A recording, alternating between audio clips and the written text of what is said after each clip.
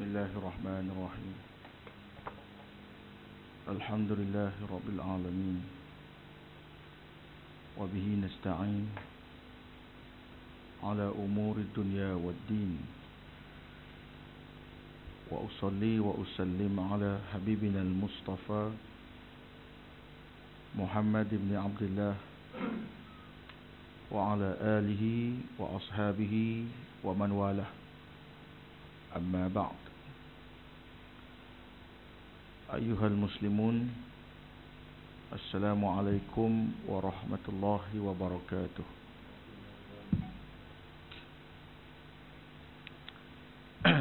Tengah hari ini saya ingin memetik daripada buku Jalan Keampunan Ilahi, himpunan hadis sahih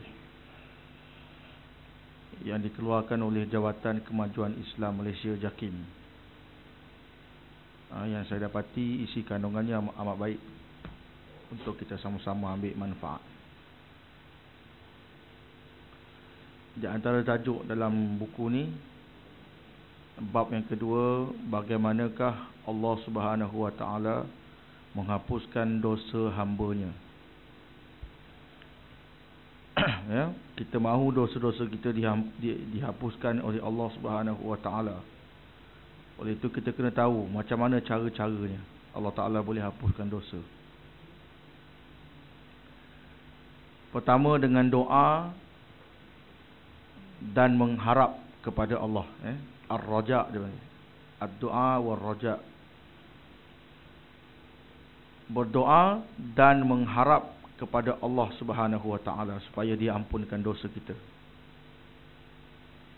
Umat Islam dituntut supaya berdoa. Qala Allah Ta'ala, a'udzu billahi minasyaitonir rajim, wa qala rabbukum ud'uni astajib lakum. Tuhan kamu telah berfirman, berdoalah kepadaku, nescaya aku kabulkan doa kamu. Surah Ghafir ayat 60. Kalau kita buka setengah-setengah Al-Quran, dia tak ada surah Ghafir. Ya, dia tak panggil surah Ghafir, dia panggil surah Mukmin. Sama. Ayat 60. Kemudian firman Allah Subhanahu Wa Taala, wa idza sa'alaka 'ibadi 'anni fa inni qarib. Apabila hamba-hambaku bertanya kepadamu tentang aku, maka beritahu kepada mereka, sesungguhnya aku hampir kepada mereka. Inni qarib, ujibu da'watad da'i idza da'an. Aku perkenankan doa, permohonan orang yang memohon ketika mana ia berdoa. Surah Al-Baqarah ayat 187. Baik, dua ayat ni pun jelaslah kepada kita. Allah Subhanahu Wa Taala menjanjikan apa saja doa kita, Dia akan makbulkan. Cumanya ulama dia menguraikan maksud ayat-ayat ini. Kadang-kadang bila seseorang tu dia minta satu perkara yang Allah Ta'ala tidak makbulkan.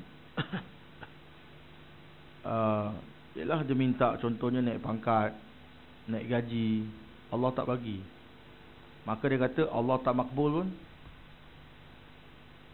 Allah tak jawab pun, Allah tidak berkenan. Kalau dia sakit, anak sakit, dia doa supaya Allah sembuhkan, tapi Allah ambil nyawa anak dia. Dia kata Allah tak makbul pun. Doa ni istijabah daripada Allah Subhanahu Wa Taala bukan mesti macam kita nak. Bukan mesti macam kita nak. Kita nak macam tu, Allah jawab macam tu. Tak. Kadang-kadang Allah bagi lebih baik, tapi kita tak perasan. Contohnya Allah Ta'ala matikan seorang anak, ketika mana dia belum akil baligh. Kita minta, ya Allah, perelokkanlah anak aku apa semua. Allah bagi elok, iaitu bagi syurga. Ya. Dan diberikan ganjaran pada ibu bapa yang sabar kematian anaknya akibat penyakit dan sebagainya. Ganjaran yang melimpah. Itu lebih baik daripada anak tu hidup. Di sisi Allah Subhanahu Taala itu lebih baik berbanding di sisi manusia. Di sisi kita nampak baik anak tu hidup. Kita tak tahu besar nanti anak tu jadi apa. Adakah dia orang yang menunaikan ketaatan, ibadat? Adakah dia jadi anak yang baik atau anak yang derhaka? Kita tak tahu. Jadi di sisi Allah, ilmu segala yang gaib, dia maha bijaksana. Jadi doa ni, kata para ulama, Allah Ta'ala kadang-kadang dia jawab macam kita minta. Kadang-kadang dia beri lebih baik daripada yang kita minta. Kadang-kadang dia tangguhkan kerana nak beri yang lebih baik di akhirat. Banyak keadaan-keadaan itu. Okey, jadi ayat-ayat Quran ni cukuplah menjadi hujah bahawa doa adalah suatu perkara yang Allah Ta'ala akan jawab. Pasti jawab. Berdasarkan dua ayat Quran tadi. Jadi gunakanlah doa ini untuk minta ampun. Nescaya Allah ampunkan. Macam tu. Ya.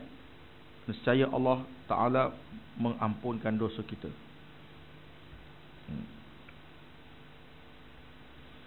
Cumanya Allah Ta'ala ajar kita dalam bab doa ni, janganlah kita melampau-lampau. Ya. Ud'u rabbakum tadarru'an wa khufyah innahu la yuhibbul mu'tadin. Surah Al-A'raf ayat 55. Berdoalah kepada Tuhan kamu dengan dia kata tadarru'a, iaitu dengan rasa rendah diri. Dalam hati kita kena ada perasaan rendah, rasa diri kita lemah. Memohon tu dalam keadaan kita betul-betul mengharap, betul-betul rasa kita tak mampu nak melalui ujian Allah Ta'ala, kecuali Allah yang mudahkan. Kita rasa kita sangat perlu kepada pertolongan Allah. Rasakan perkara itu dalam hati. Doa, minta. Itu makna tadarru'. Tadarru'an wa khufyatan. Khufyah maknanya doa dengan perlahan-lahan. Saya kurang kecuali doa kunut lah, kalau imam baca doa kunut. Tapi kalau doa biasa ni saya kurang setuju kalau suara itu terlalu dinyaringkan, terlalu dikuatkan. Dengan keadaan mikrofon yang pun kuat, suara orang tu pun kuat. Patutnya bila mikrofon dah kuat, cukup kalau orang tu doa. Kalau imam masjid ke, dia doa, Allahumma ighfir lana dhunubana wa liwalidina warhamhum kama rabbawna shighara. Macam tu kan cukup dengar kan. Tak payah lagi Allahumma rabbana. Macam tu, tak payah tinggi-tinggi suara. Khufyah berdasarkan ayat Quran ni. Ya. Kecuali kalau doa kunut nazilah, yang tu kalau kita tengok di Mekah tu bulan Ramadan, itu lain. Tapi doa dalam keadaan biasa ni disuruh kita rendahkan, perlahankan suara berdasarkan ayat tadi. Kemudian dia kata innahu la yuhibbul mu'tadin. Sesungguhnya Allah tidak suka orang yang melampau-lampau. Melampau-lampau suaranya kuat. Ya. Ataupun juga melampau-lampau dengan apa yang dia minta. Ya, minta berlebihan. Tapi kita disuruh minta syurga. Syurga, minta syurga Firdaus. Syurga paling tinggi minta. Tapi kalau bab-bab dunia ni, mintalah Allah murahkan rezeki, begitu. Ya Allah lapangkanlah urusan aku, ya Allah mudahkanlah, macam tu. Tak ada kita minta kepada Allah Ta'ala tu seperti memaksa-maksa, ataupun dengan terlalu takhsis, terlalu mengkhususkan satu perkara.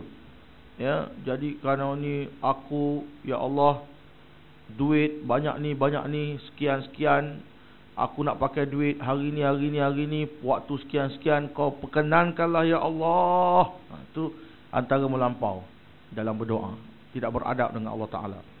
Cukup kita berdoa dengan Allah, cukupkanlah keperluanku, ya Allah, mudahkanlah urusanku hari ini, ya Allah. Allah tahulah hari itu kamu ada kerja, kamu ada urusan dengan jumpa orang, pergi pejabat tanah ke, pergi apa urusan. Allah tahu, ya Allah mudahkanlah urusanku, ya Allah. Ya Allah bukakanlah hati orang manusia. Ya, tentulah benda-benda yang bersifat umum. Dan Allah Ta'ala tak suka kita melampau-lampau dalam meminta-minta benda yang terlalu ni, ya.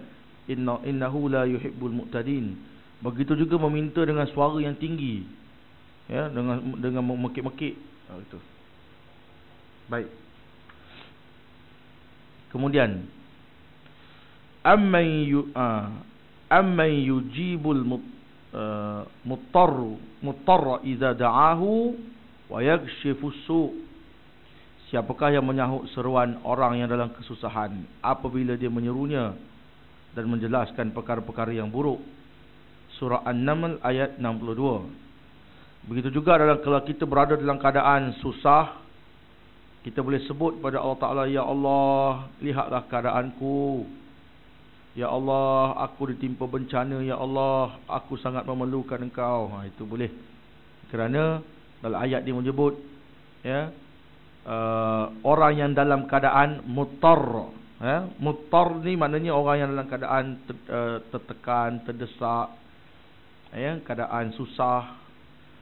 Apabila dia memohon kepada Allah, dan dialah Allah yang boleh menghilangkan segala kesusahan ataupun perkara-perkara buruk yang berlaku atas diri dia. Kadang-kadang kita dengar juga doa-doa yang dibaca. Dia kata, hadza haluna la yakhfa alaik. Allahumma hadza haluna la yakhfa alaik. Cukup juga. Wahai Tuhan kami, inilah keadaan diri kami. Tidak ada yang tersembunyi daripada pengetahuanmu, kan? Faghfir lana dzunubana. Ampunkan kami dosa kami. Wasrif anna, contohnya, tukarkanlah keadaan kami kepada keadaan yang lebih baik. Macam tu. Itu doa-doa yang diajar ataupun doa-doa yang terdapat, ya, dalam nas. Kemudian dia sebut di sini, ya, maka doa-doa itu pasti Allah jawab. Maka gunakanlah doa-doa ni untuk minta ampun. Tuan-tuan perempuan sekalian, sebenarnya doa-doa yang diajar dalam Al-Quran, kita akan tengok kebanyakannya berbentuk mohon keampunan sebelum nak minta apa-apa. Kerana apa? Kerana kadang-kala dosa kita tu banyak. Dosa-dosa ni menjadi penghalang untuk Allah makbulkan doa. Sebab itu kebanyakan doa-doa ni dia mesti mula dengan minta ampun. Minta ampun, minta ampun, minta ampun, baru kita minta apa kita nak. Itu adab dia. Ibaratnya tuan-tuan, kita ada minyak wangi. Minyak wangi dengan sabun, air, ya, contoh. Kita tahu sabun tu bagus, membersihkan tubuh. Tangan kita kotor lah, kan? Tangan kita kotor. Kita ada sabun dan kita ada minyak wangi. Mana dulu kita nak pakai, minyak wangi atau sabun? Kalau tangan kita kotor, kita basuh dulu dengan sabun, basuh dengan air dengan sabun. Dah bersih tangan, barulah pakai minyak wangi. Macam tu. Tu cara dia. Jadi kalau kita ni dosa banyak, terus minta, ya Allah murahkan rezeki, ya Allah begini-begini, ya Allah begitu-begini, aku minta itu, aku minta ini. Dosa kita banyak. Ibarat orang tangan dia kotor ni, berminyak. Tadi dia punya motosikal rantai jatuh, kan? Dia tarik rantai motor tu, habis tangan minyak. Lepas tu dia letak minyak wangi. Apa jadi? Tak selesai. Mana dia basuh tangan dulu, bersih-bersih, nak pakai minyak wangi. Macam tu.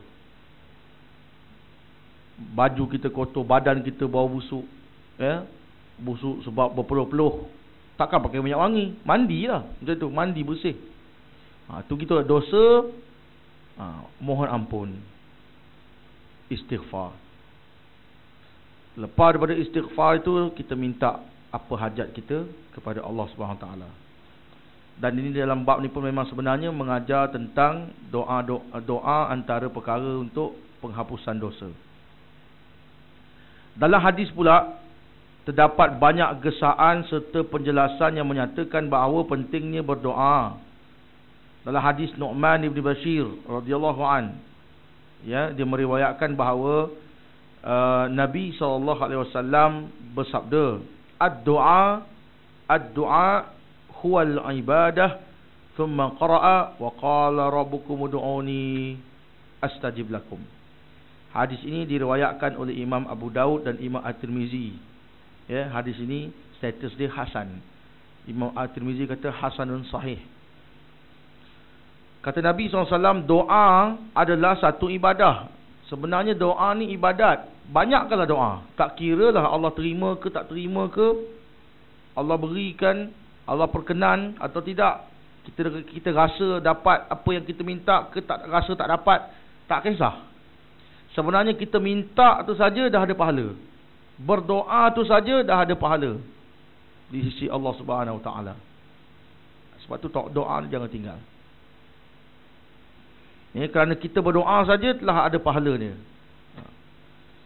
Maka lepas daripada Nabi cakap macam tu, doa itu merupakan ibadah. Kemudian baginda baca ayat yang kita baca tadi, wa qala rabbukum ud'uni astajib lakum.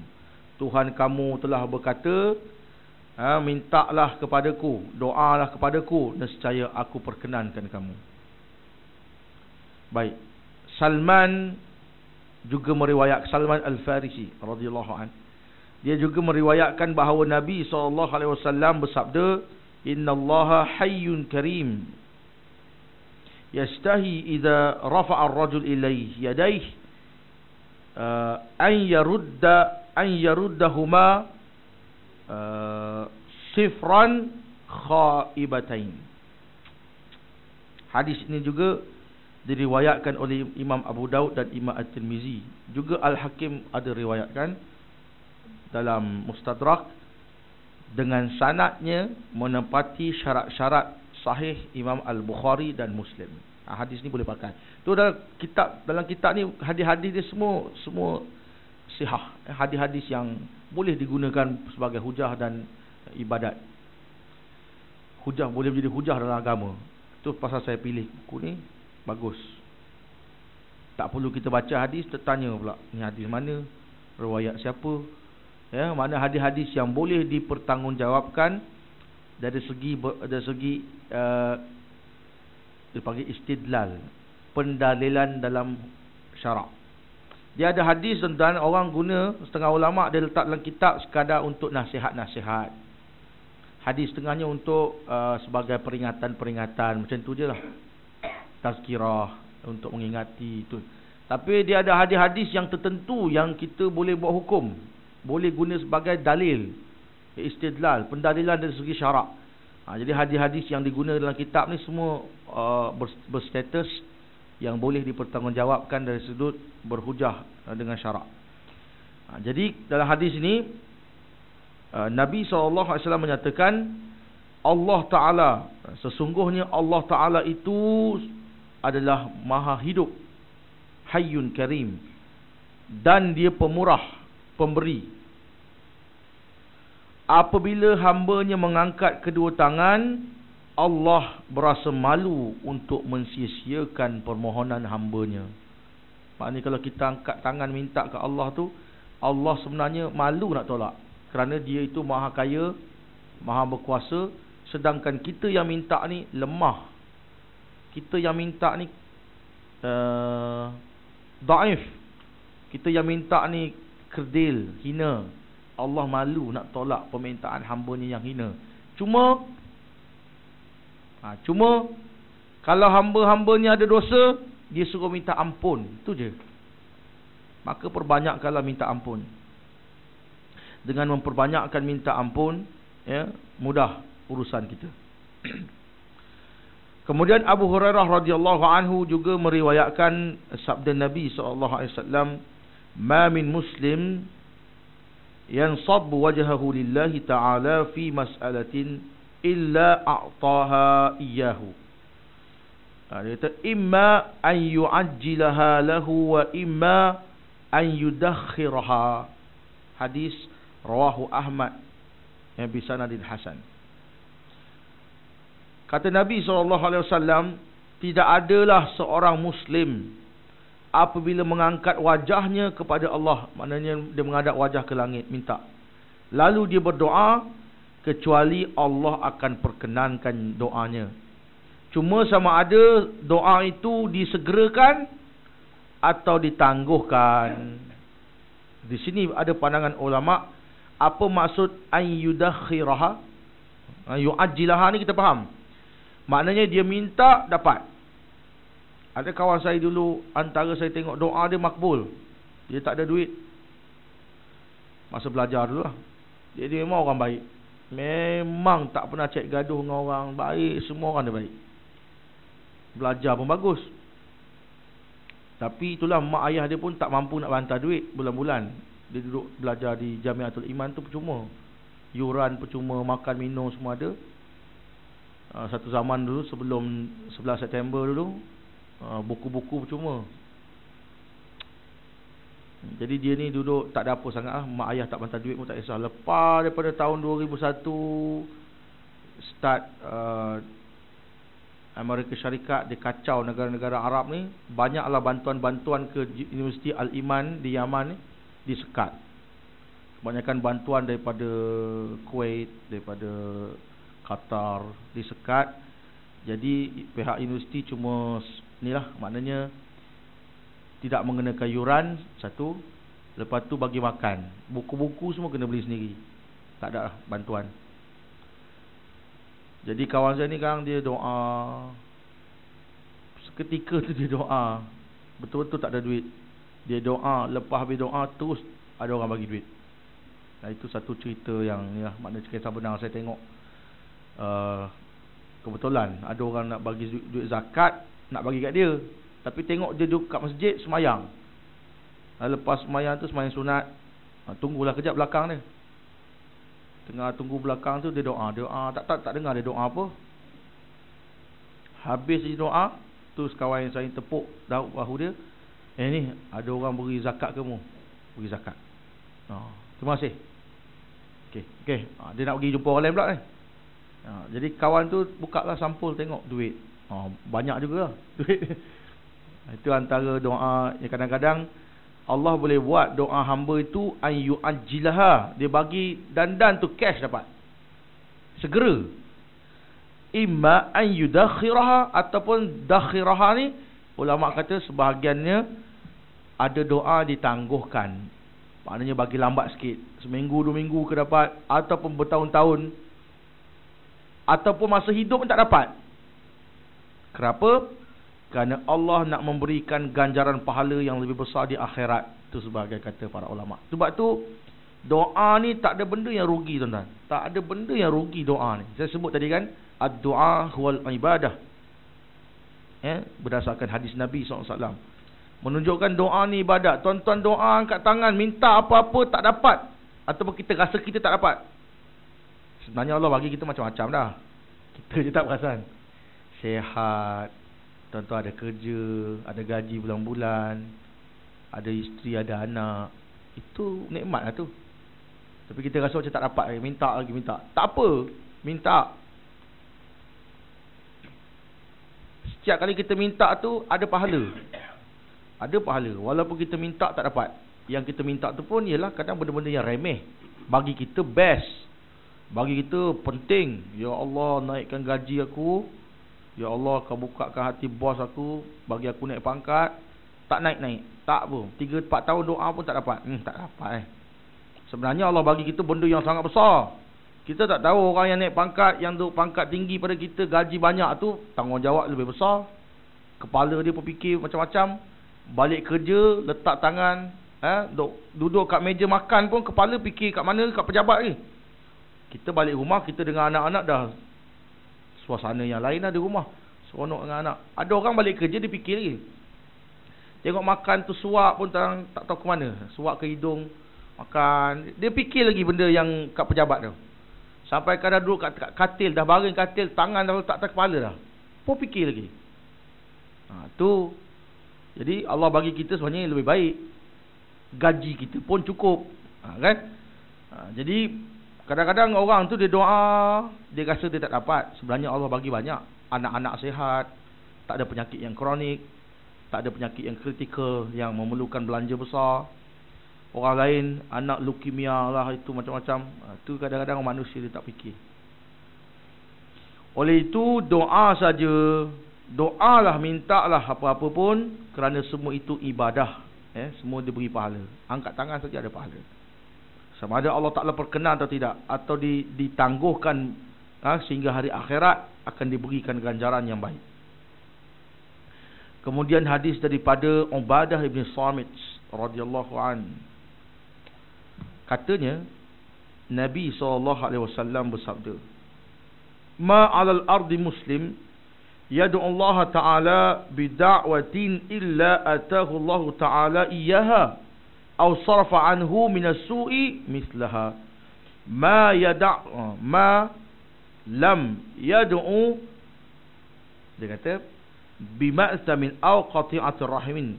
Wa qala rajul min al-qaum idzan yukaththir wa qala Allahu akthar. Hadis ini diriwayatkan oleh Imam At-Tirmizi fi kitab ad-da'awat, dan dia berkata hadis ini hasan. Imam Al-Hakim Al-Naisaburi mengatakan sanadnya sahih dan dipersetujui oleh Imam Az-Zahabi, ulama hadis yang terkenal. Hadis ni kesimpulannya sahih. Berapa dah? Satu Zuhur berapa je? Satu setengah jam lagi. Baik. Hadis ini Nabi SAW menyatakan, tak adalah atas dunia ni satu orang Islam, Muslim, bila mana dia berdoa, melainkan doanya akan diperkenankan oleh Allah Ta'ala. Ataupun dipalingkannya daripada kejahatan. Kejahatan di sini, kalau terjemahkan kejahatan lah, tapi boleh kita fahami sebenarnya kejahatan ni dengan makna bencana atau perkara-perkara buruk. Sama ada Allah perkenankan doanya atau Allah hindarkan dia daripada terkena perkara-perkara yang buruk, bencana, Allah petaka, Allah jauhkan daripada kena penyakit dan sebagainya. Kemudian dia kata, selama mana seorang itu dia tidak berdoa perkara-perkara dosa. Ya Allah, aku nak aku nak buat, aku nak pergi berjalan melancong ke sini, situ, sini, aku nak buat itu, nak buat ini, perkara-perkara dosa lah. Selagi dia tak niatkan memohon perkara-perkara yang dosa, umpamanya ke atas orang lain, ya Allah, kau hancurkanlah orang tu, ya Allah, kau jahanamkanlah bisnes dia, yang tu selagi dia tak doa benda tu, Allah perkenan. Ataupun dia kata berdoa sesuatu perkara yang memutuskan silaturahim. Ya Allah, aku dah tak mau jumpa lagi lah pakcik aku ni, jahat sangat. Tak boleh. Ya Allah, abang aku ni teruk sangat, harta pusaka semua dia faham. Aku tak mau mengaku dia ni abang aku. Ya Allah, putuskanlah, aku tak mau jumpa dia lagi. Tu. Kalau aku mati pun, ya Allah, jangan izinkan dia jejak kaki ke tanah, ke rumah aku. Doa-doa macam tu tak boleh. Lain daripada itu, Allah perkenan atau jauhkan kita daripada malapetaka bencana. Bila mendengarkan demikian, maka satu orang laki-laki bertanya kepada Nabi SAW, wa qala rajul minal qaum idzan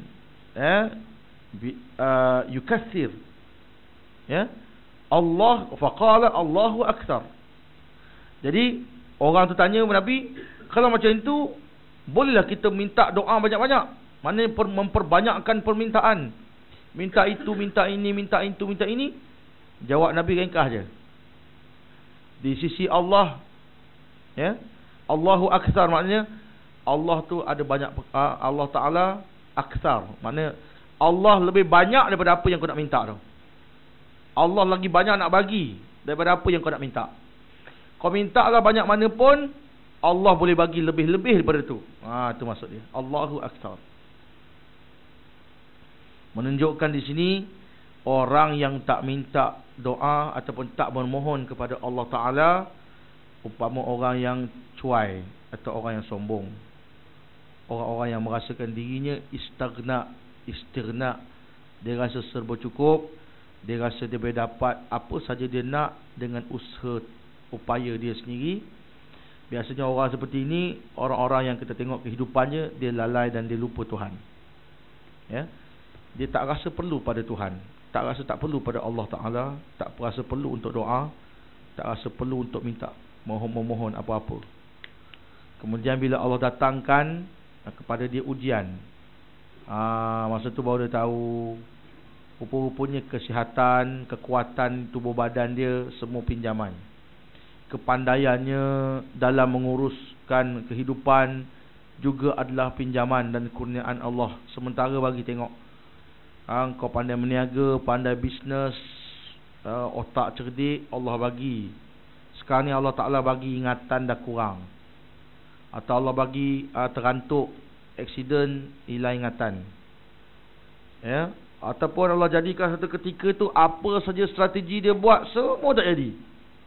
Dulu kan rancang strategi itu ini berjaya, marketing lah apa semualah. Sekarang ni dia buat apa pun, kursus ke apa ke, semua tak jadi dah. Allah boleh buat macam tu bagi orang yang dia rasa dirinya tak perlu Tuhan. Dia rasa semua dia nak dia dapat. Sekali Allah bagi, masa tu baru dia teringat balik. La'allahum yarji'un, mudah-mudahan mereka kembali. Baik tuan-tuan.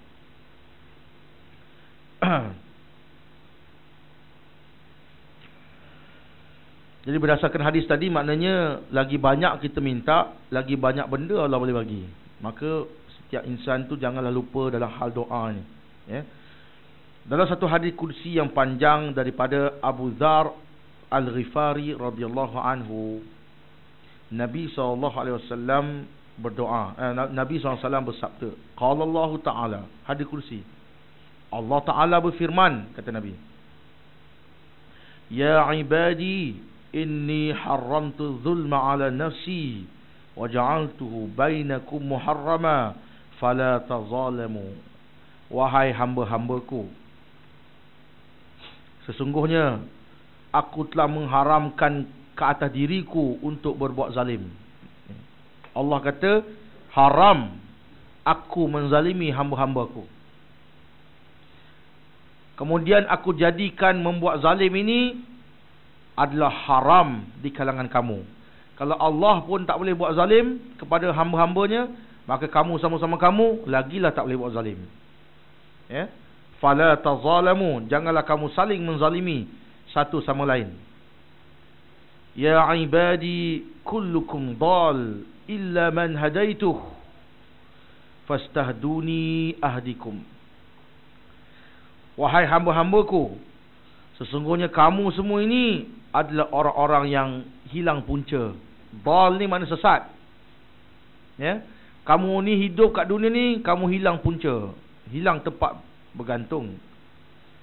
Kecuali bila aku berikan petunjuk, aku berikan kamu pedoman, maka itu mintalah petunjuk kepadaku, nescaya aku akan berikan petunjuk hidayahku. Ahdikum, aku akan berikan petunjuk hidayahku kepada kamu.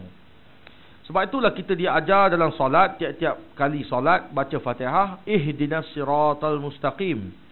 Kalau orang yang dirikan solat, dia tak masalah benda ni. Memang dia tiap-tiap hari minta panduan. Tinggal lagi dia faham tak faham je dia cakap apa. Ya. Tinggal lagi kita ni faham ke tak faham. Amin. Istajib lana ya Rabb. Kan? Imam baca Fatihah, kita amin. Amin mana? Amin kita punya jiran nama Amin.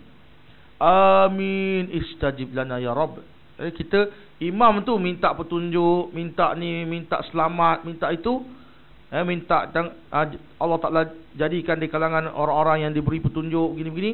Jangan jadi daripada kalangan orang-orang yang dimurkai, yang sesat. Amin. Kita pun tak tahu amin apa. Cuba kita fahamkan amin. Ya. Perkenankanlah untuk kami wahai Tuhan. Istajib lana ya Rabb. Amin.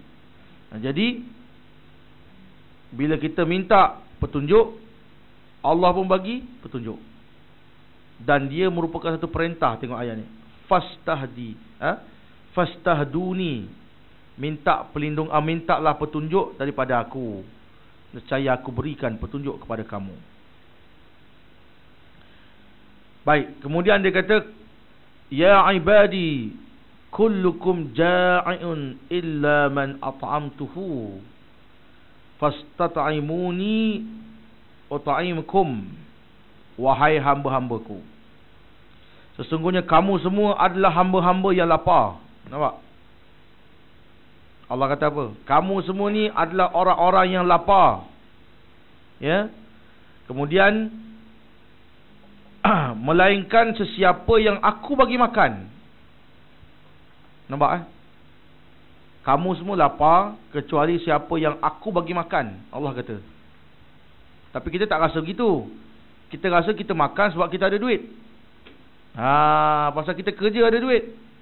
Kantin buka, cafeteria pun buka. Nak makan nasi apa pun boleh. Nasi campur pun ada. Bihun laksa semua ada. Kalau malam-malam lapar pergi kedai mamak. Pukul 3 pagi pun boleh dapat nasi lemak. Kenapa? Sebab aku boleh beli makanan. Aku ada duit. Ataupun peti ais aku macam-macam ada. Ayam ada, ikan ada, daging ada, burger ada, nugget ada. Tengah malam pun boleh masak. Sebenarnya dalam hadis ni sebut kullukum ja'iun illa man at'amtuhu. Kamu semua ni semuanya lapar kecuali aku yang bagi makan. Tapi oleh kerana manusia ni kadang-kadang dia lupa Tuhan, nak makan tu baca bismillah lupa. Nak sebut bismillah, tak payah panjang-panjang. Bismillahirrahmanirrahim panjang. Bismillah aja. Dalam hadis menyuruh kita sebenarnya sebut bismillah sudah memadai dah. Bismillah makan, bismillah minum. Sebut bismillah lupa. Dah diajar oleh Nabi SAW. Kalau lupa pun boleh lagi. Kita makan tu belum habis kan. Bismillah awaluhu wa akhiruh. Boleh. Bacaan bismillah atau basmalah bagi orang yang lupa. Ketika makan dia lupa nak sebut. Tengah-tengah makan teringat, aku tak baca bismillah. Bismillah awaluhu wa akhiruh. Boleh. Tapi itu pun tak juga. Sampai dah kenyang. Nak kata alhamdulillah, lupa juga. Lupa juga nak sebut alhamdulillah. Tak usah doa makan, doa lepas makan. Doa makan, doa lepas makan. Lupa atau tak hafal. Nak kata bismillah ketika mula, alhamdulillah kita berakhir, habis makan pun tak ingat. Sebab itu kadang-kadang kita tak rasa yang bagi makan itu Allah Ta'ala. Sebab kita rasa kita ada duit nak makan, kita ada makanan, kita boleh makan. Tetapi tuan-tuan ada sini yang pergi bantuan banjir. Cuba tengok. Saya pergi, saya jumpa orang ada duit. Dia ada duit. Tapi dia kata nak beli makanan tak ada. Nasib baik saya bawa biskut. Dia kata terima kasih banyak lah, ni ada biskut. Kan? Sebab dia nak masak pun tak ada gas, tak ada dapur. Biskut tu punyalah nikmat dia punya. Rasa-rasa orang macam ni kan, waktu-waktu dia tengah senang, dia nak pandang tak biskut tu.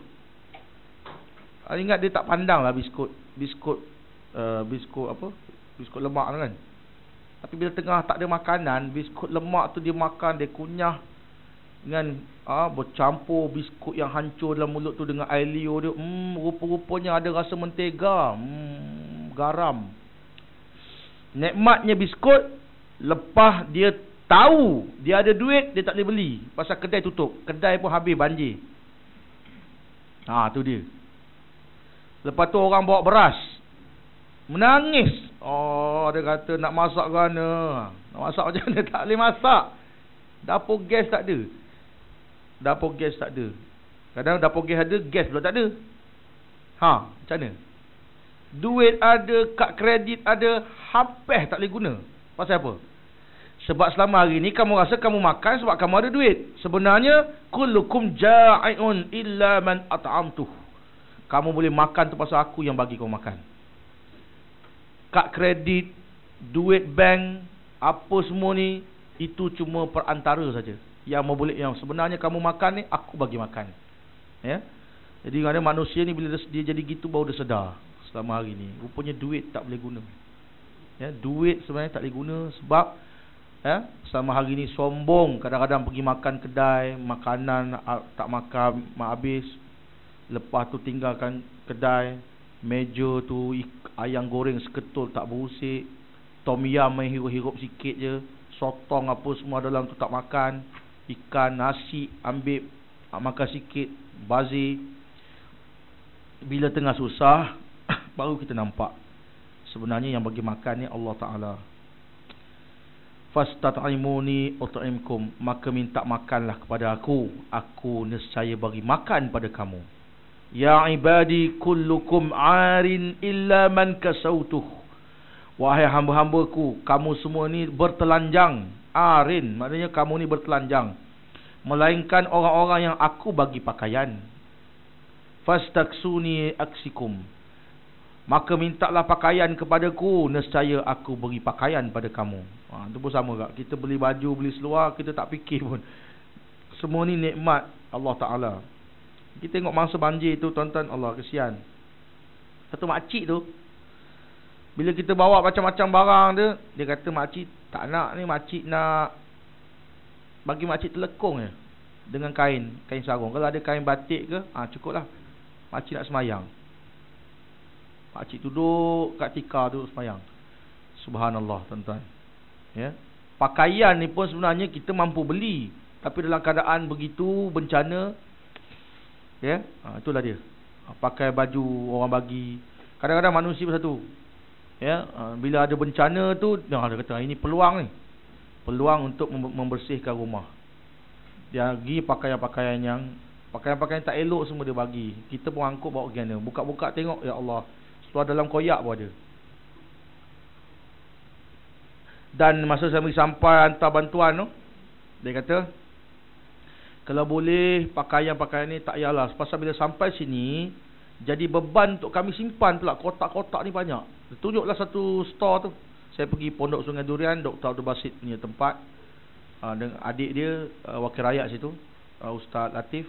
Tunjuk, ni kami terpaksa sewa pula satu kedai, satu lot rumah kedai untuk letak kotak-kotak yang ada baju. Sebab bukan menjadi keperluan utama lah. Yang utama sekali makanan kering yang cepat makan. Biskut cepat makan, tak payah masak. Air mineral perlu sangat. Itu maknanya, ya, pakaian ni nikmat. Allah bagi kita pakaian. Aksikum, aku yang bagi kamu pakai. Ya ibadi innakum khati'una bil laili wan nahar. Wahai hamba-hambaku, sesungguhnya kamu adalah orang-orang yang melakukan dosa dan kesalahan pada waktu malam dan siang. Allah tahu. Allah tahu kita ni selalu buat dosa.